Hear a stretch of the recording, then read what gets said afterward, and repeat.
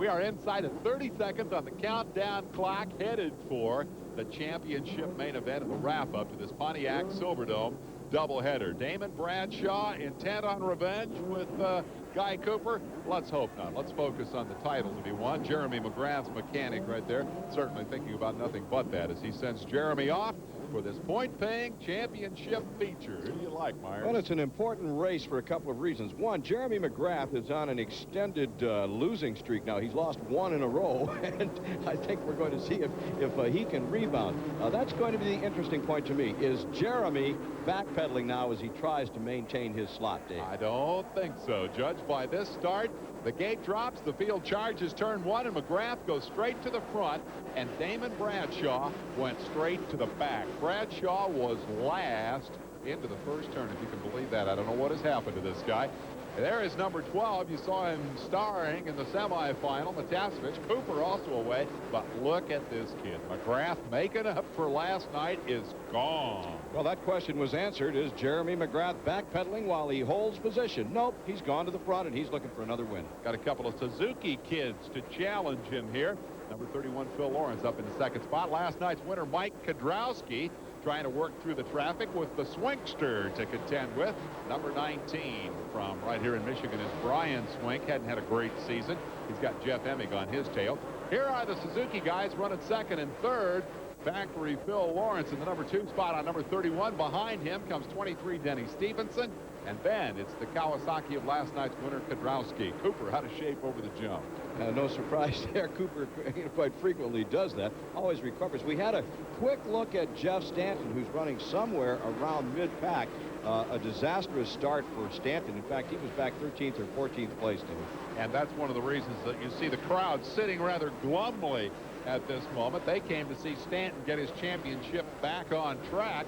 And instead, they're watching last night's winner, Kudrowski, moving his way to the front. He's up to split the two Suzuki kids on his Kawasaki and sets his sights on Lawrence, the number 2 man. I don't know if McGrath is cutting new ground or territory here in Supercross, but if we were to look, McGrath is so far out in front now. While here comes Kudrowski, and Stanton is back behind him. These guys are still jockeying for position. They're looking for running room on the track, and they're not riding up to their full potential. McGrath, however, is going just flat out, and he's leaving them. So if they ever do get in position, he's gone. And look at this, Bradshaw from the back of the pack trying to work his way up to contention. If he gets there, it's going to be too late because McGrath, as I said, is just going to be gone. And man, he started all the way in the back. I think we owe a call to Phil Lawrence. We have not seen this kid perform like this before. He's challenged here by Kudrowski and meets the challenge. Good point. Lawrence is a 125cc rider from the West Coast. He's contending for that title, as a matter of fact. We'll see how he does when we come back.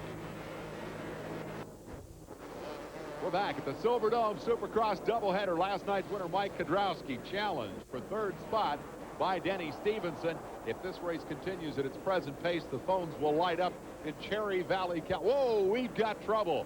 Jeff Stanton is down and appears to be out. It's Larry. It looks like Larry Brooks. It is Larry Brooks.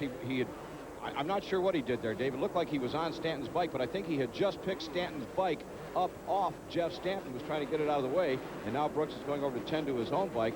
I'm not sure. Here, watch the upper right-hand corner. There. Brooks went over the handlebars, and you can just see Stanton colliding with Brooks's motorcycle. Now Stanton ends up on the ground with his motorcycle on top of him. There's Brooks, and Brooks looks around, and the first thing he does, you can't say enough for that young man in doing that. He picked the bike up off of Stanton and not worrying about his own position. I imagine he's rather shook up there. The ambulance crew tending to Stanton. Meanwhile, Kudrowski has taken over the number 2 position. He didn't stop to look at the wreck. He said, I guess I've been in a couple of these, and I don't need to know what's going on. He made the pass. Well, the point is that the racing does continue away from the crash scene. There was concern, obviously, for Jeff Stanton as the crews were there quickly and are still there. And Stanton went down hard, was not moving around very much. Brooks got the motorcycle off of him. Now the medical crews are there. And again, the crowd sits stunned as Jeff Stanton, the reigning champion, on the backboard, being carried off the racetrack here in his home state of Michigan after a hard hit. Oh, that's really bad. That's Jeff's wife. Behind him is mechanic Dave Arnold from Team Honda. following in close suit.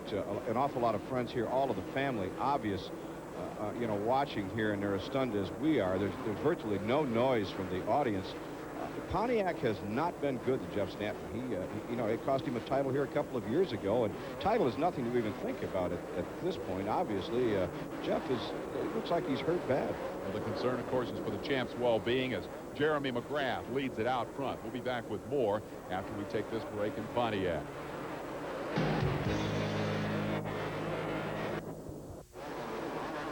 Last night he was a question mark. Tonight he is an exclamation point. Jeremy McGrath demonstrating clearly that he is back after a bad night last night. Hey, I guess even a rookie is about to have an off night. Boy, he's been sensational this evening. Let's check the interval clock between McGrath and the rest of the field. Here comes Kidrowski in second place, and I make it to be just about 11 seconds that Kidrowski is back behind the youngster from Murrieta, California. Here comes third place, Jeff Emig.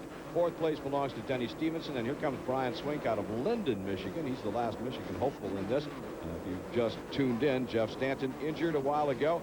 And our word is, Dave, that when they loaded him in the ambulance, he was regaining consciousness. And he did have full movement of all of his limbs. So, you know, we can be thankful that there's that much going on. Encouraging signs for Stanton, who will go to the hospital for the obligatory checkup.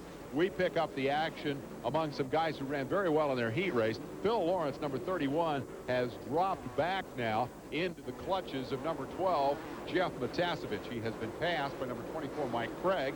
And following that pair comes Steve Lamson, number 21, who won his heat race in a battle with Phil Lawrence. So that is the best race on the racetrack right now. You can see they're within striking distance of Swink. So Matasevich has something wrong with his motorcycle. I'm not sure if we're looking at a radiator situation there or oil that's tumbling out and smoking, but it seems like every time he lands there, see there?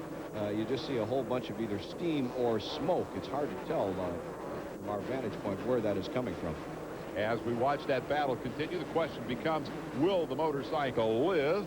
And the question, will Mike Craig crash again, also seems relevant at this point. This is your fifth place action right here, and it changes dramatically as the clock finally ran out on Phil Lawrence. He was pushing it pretty hard, tipped her over, and he's going to be back outside the top 10. Well, again, Phil Lawrence has been riding 125s most of the season on the Western Regional Championship runs and doing very well out here tonight. He's going to be a force to be reckoned with. Yeah, it's no disrespect at all to Crash. A lot of great racers have said over the years that that's how you determine if you're going fast. You get it out there, you tip it over, and then you know you got to step back just a half a step from that edge. That's always been my philosophy. Yeah, right.